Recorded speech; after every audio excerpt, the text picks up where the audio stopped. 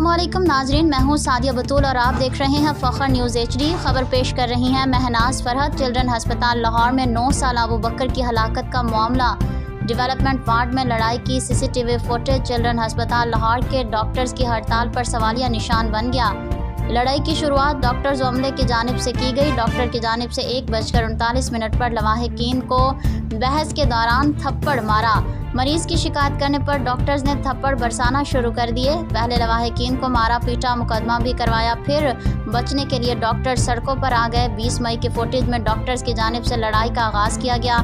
3 minute की लड़ाई ख़त्म होने के बाद डॉक्टर्स की जानिब से डॉक्टर्स अमले को बाहर से बुलाया जा रहा है।